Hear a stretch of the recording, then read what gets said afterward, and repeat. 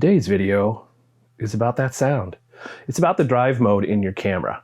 There's several of them, and as with most things in photography, how they are controlled are specific to brands and different cameras. So I'm going to give you the vocabulary today in this video about drive modes, and then that will give you tools you need to research how to do this specifically on your camera. So drive modes, what are they about? Besides sounding cool, they do lots of different things. So there's two basic drive modes and then a couple kind of auxiliary or supplemental type things. So let's talk about the first one and the most common one. And that first drive mode is the single mode. So what that does is every time you push the shutter, you get one click. So I'm still holding the shutter button down, but I only got one click. So now I can click as fast as I push the shutter, but I only get one click per, one click per click. So one photo per click, sorry. So that's single mode. Some cameras control this through a control knob, like mine does.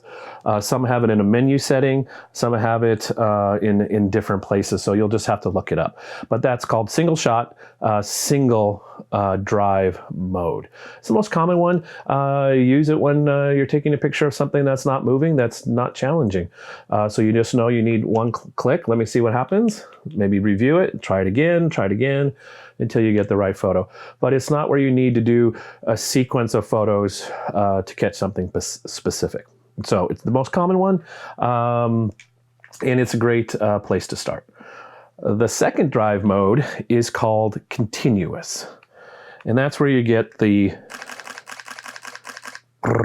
whole sequence of photos. So as long as I hold the shutter button down, so you can see I'm going to half press and then all the way, it's going to take photos for a certain amount of time. This will go a while. It did start slowing down there at the end, and this is why. So let's talk about a couple things before we talk about why.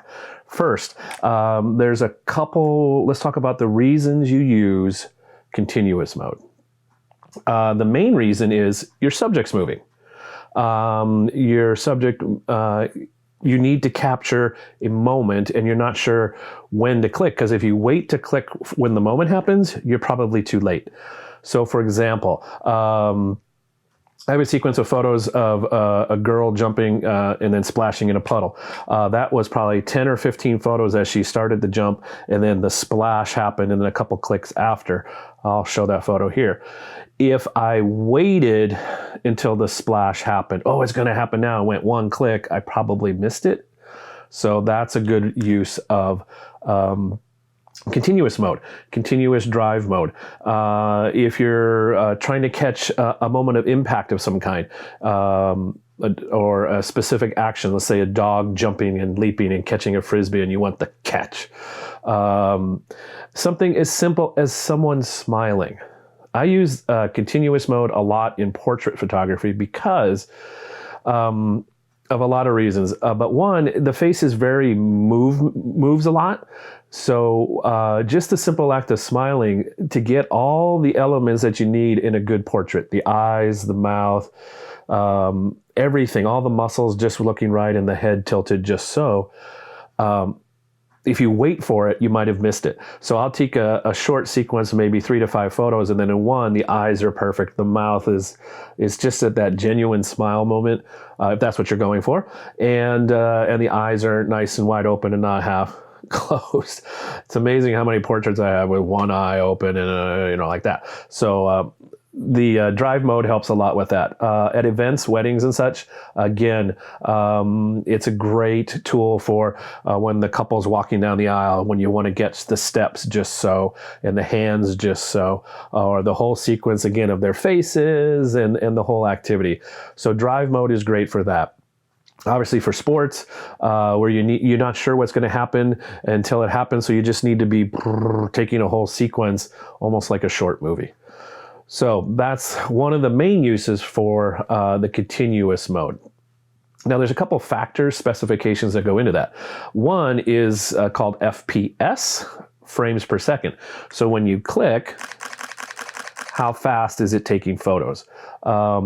Entry-level cameras will do about 3 frames per second, so 3 clicks in 1 second when you hold it down.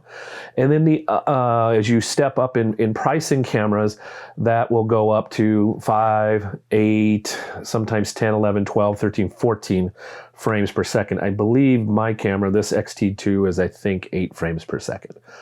So that's what that sounds like.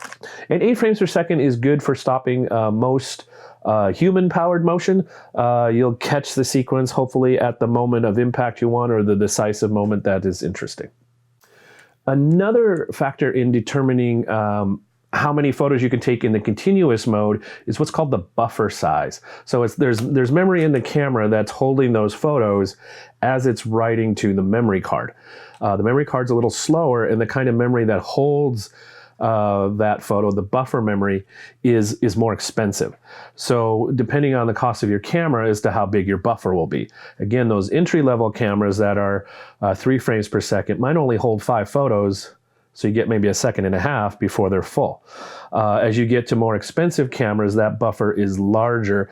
When I'm shooting RAW file format here, I'll do another video on JPEG versus RAW sometime, but the RAW files are large, so I think I can get about 20.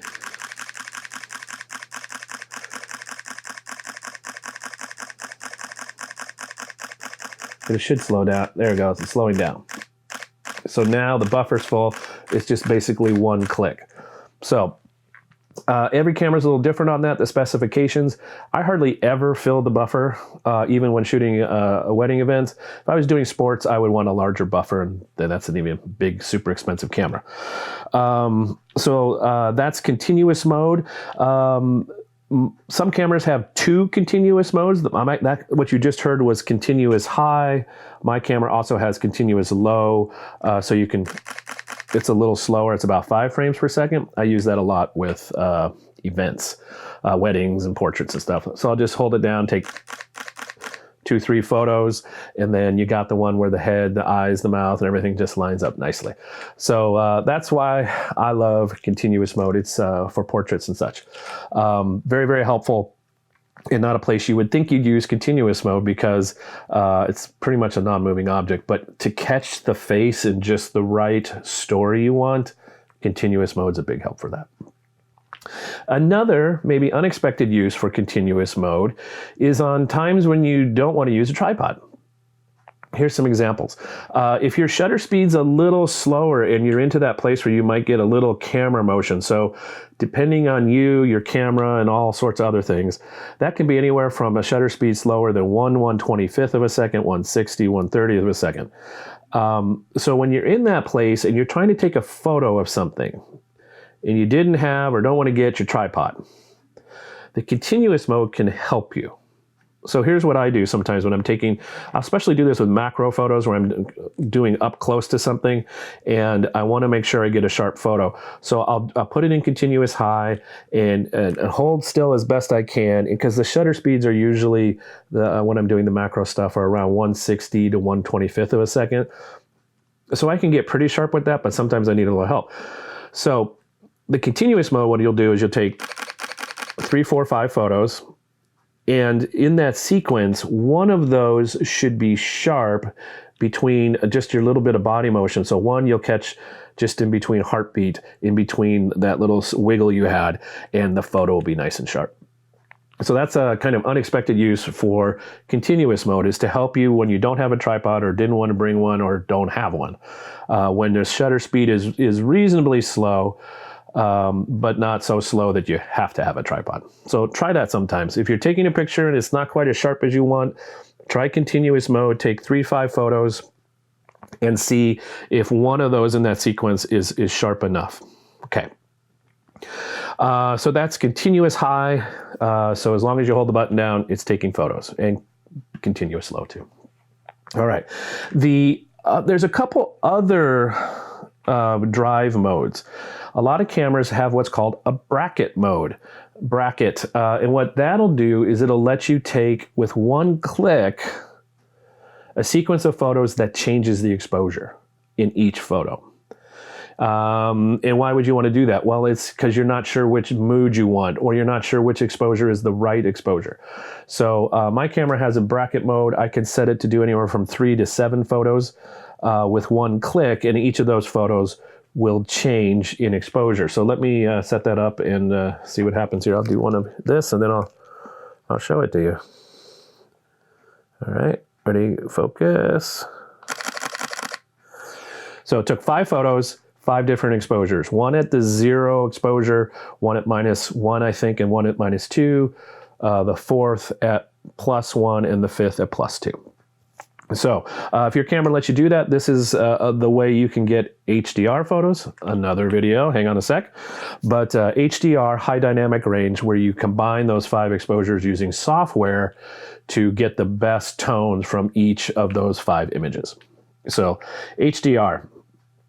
And you can do that with the bracket mode. Or the other reason to use it is you just want to hedge your bets on exposure and not necessarily use software to get you all the way you want to go.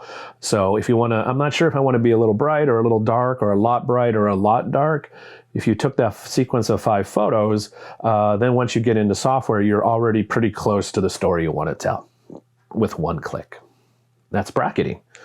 And then the last exposure drive mode, the last drive mode is the self-timer. Now there's most obvious reason to use self-timer is because you want to run around and get in the photo. But here's another reason to use self-timer, and the reason I mostly use it. Again, it comes with getting sharp photos, but this time when I am on a tripod. Here's what I mean. So sometimes I'll have my camera set up on a tripod on something close because I want to make sure it's just ever so sharp. And my shutter speed will be maybe 1/30, 1/4, 1/2 of a second. And when you're in that range, so you're not quite at 1 second, but you're close, the act of pushing the shutter button introduces just a little wiggle into the camera. And when it's still that relatively short, but long for light time, so 1/4, 1/2, 1/30th of a second, 1/8 of a second, 15th of a second, there's quite a bit of wiggle, and your photo will not be very, very sharp. So self-timer can be an aid to getting that sharp photo. Here's how. So with your camera on a tripod, set your camera into self-timer mode. Again, some cameras do that on a dial, some do it through a menu system. I do have a button that I've designated for that. And then set it at the shortest duration self-timer. My camera will do 2 seconds. So 2-second self-timer. So I click the button to put it on right now. There's 2 seconds. So I'll click the button. Let me get back into single. Click the button once. And it takes a photo after 2 seconds. So in that little bit of time from when I clicked to when the camera will take the photo, the camera, any motion I did from clicking will settle down, and then the photo will be nice and sharp. So that's a nice way to use self-timer to get a little bit sharper photos. So that's all about drive modes on your camera. Hopefully this set of vocabulary, single drive, continuous drive, bracketing, and self-timer, those words, that definitions have been enough that you can figure out how to use them and when to use them on your camera. If you have any questions about the video or the topics covered here, please leave them in the comments below or send me an email and I'll be glad to answer. So until we meet again in YouTube land, have fun taking photos.